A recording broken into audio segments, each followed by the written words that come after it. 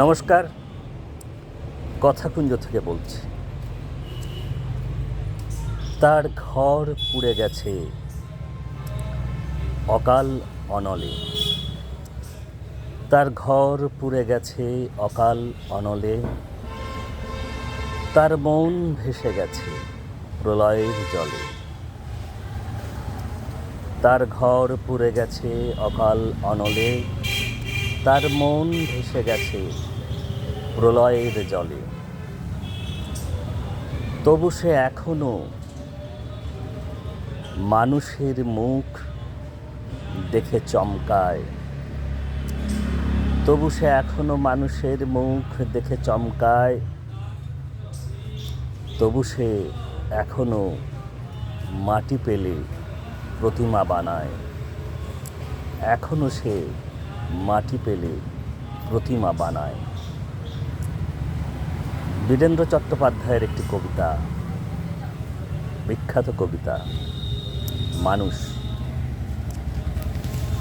আজকে একটি লেখা, এটি খবরের কাগজে প্রকাশিত হয়েছে, সংবাদ প্রতিদিন পত্রিকায়।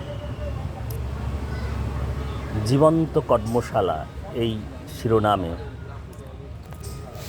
লিখেছেন অভিষেক বসু।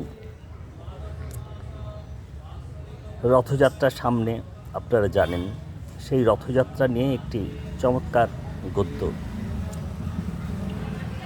শুরুতে দুটো লাইন যেটি লেখা হয়েছে আমি একটু পড়ে দিই আপনাদের। রথযাত্রা তো ফি বছরই হয়, রথের কাজ মিটে গেলে পড়ে থাকে টুকরো টাকরা। আবার রথযাত্রার পর সেই রথও আর পুনরায় ব্যবহার হয় না। অথচ রথের একটিও কাঠের টুকরো কিংবা সুতোও অবহেলায় পরিত্যক্ত হয় না। তারপর একটি গদ্য রচনা যথারীতি চমৎকারভাবে সাজিয়ে গুছিয়ে পরিবেশন করা হয়েছে। এখানেই বীরেন্দ্র চট্টোপাধ্যায়ের এই যে কবিতাটি পড়লাম মানুষ, তার অংশটি এখানে রয়েছে। তারপর লেখক লিখছেন, কবিতাটির নাম মানুষ। কি অদ্ভুত সমাপতন, মানুষ মাটি পেলে কি করে? যদিও তার সর্বস্ব প্রলয়ের জলে ভেসে গিয়েছে, তবু সে প্রতিমা বানায়। এখনও এই কারুবাসনা থেকে তার মুক্তি নেই, কিংবা এই কারুবাসনাই তার একমাত্র মুক্তি। আরেকটি প্রথম দিকের অংশ পড়ি এই লেখার। একবার রথের পরপর পুরী গিয়েছিলাম। মন্দিরের সামনে অরুণ স্তম্ভের কাছে কর্ডন করে রাখা একটি জায়গা দূর থেকে দেখিয়ে আমাদের পান্ডা গাইড বললেন, প্রণাম করো। কেন প্রণাম করতে হবে কিছুই বুঝতে না পেরে ফ্যালফ্যাল করে চেয়ে আছি দেখে তিনি বুঝিয়ে দিলেন, সেখানে রাখা আছে সেবারের রথের নানা অংশ। এই রথে চড়ে জগন্নাথদেব ভাই বোন সহ পথে বেরিয়েছিলেন। গুন্ডিচা মন্দিরে কয়েকদিন কাটিয়ে সদ্য তিনি ফিরে এসেছেন। রথের কাজ মিটে গিয়েছে, তবে তার কয়েকটি অঙ্গ প্রত্যঙ্গ ঘিরে রাখা আছে ওই বেষ্টনীর মধ্যে।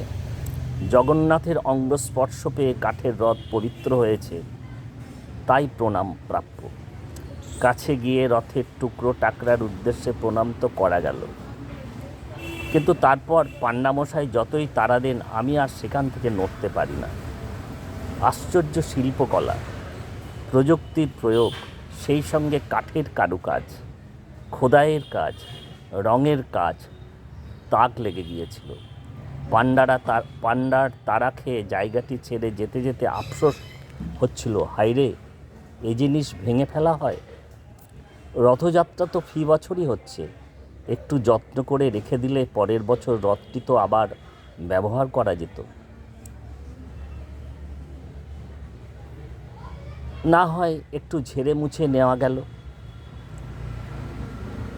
আর এক পোচ রং করা হলো, কিন্তু কী আর করা যাবে, আমার একার আফসোসে তো আর নিয়ম বদলাবে না। এরকম করে বেশ একটি চমৎকার গদ্য, তার সঙ্গে ছবি ইত্যাদি রয়েছে। তো ভারী ভালো লাগলো এই লেখাটি। হ্যাঁ, এই এই আপনাদের নাম বললাম অভিষেক বসু। দেখুন, খবরের কাগজে আমরা মাঝে মাঝে এমন এক একটি মুক্ত গদ্য বলা যায় পড়ি, যা পড়তে আমাদের ভারী ভালো লাগে এবং একটা চোখের আরাম হয়, মনের আরাম হয়। সচরাচর তো এরকম চমৎকার গদ্য আমরা পাই না। তো যাই হোক, যেহেতু রথযাত্রা নিয়ে একটি লেখা, ছোট লেখা, মানে লেখার ছোট অংশ পড়লাম, তো রবীন্দ্রনাথ ঠাকুরের ওই 4টে লাইন না বললে মনে হয় সম্পূর্ণ হয় না। সেটা হলো ওই বিখ্যাত কবিতার লাইন, আপনারা জানেন, রথ ভাবে আমি দেব, পথ ভাবে আমি, মূর্তি ভাবে আমি দেব, হাসেন অন্তর্যামী। তো যাই হোক, আজকে কথাকুঞ্জ এখানেই শেষ করব। আপনারা সকলে ভালো থাকতে চেষ্টা করবেন। আপনারা নিয়মিত কথাকুঞ্জ শুনছেন, মূল্যবান মতামত দিচ্ছেন। অন্যান্য পর্বগুলির মতো এই পর্বটিও আপনাদের যদি ভালো লাগে তাহলে নিশ্চিত করে লাইক, শেয়ার, কমেন্ট করবেন, বন্ধুদের জানাবেন। আর আপনারা তো জানেন, সাবস্ক্রাইব করতে কোনো পয়সা কড়ি লাগে না, একটু ভালোবাসার স্পর্শ লাগে। এবং এটাও অদ্ভুত সমাপতন, আমি যেখান থেকে কথাকুঞ্জ করছি এখানে আপনারা দেখুন একটি রথ চমৎকার রয়েছে, আর সামনের দিন এগিয়ে আসছে। এই রথটিকে সাজিয়ে গুছিয়ে নিশ্চিত করে তার শোভাযাত্রা রাস্তায় বেরোবে।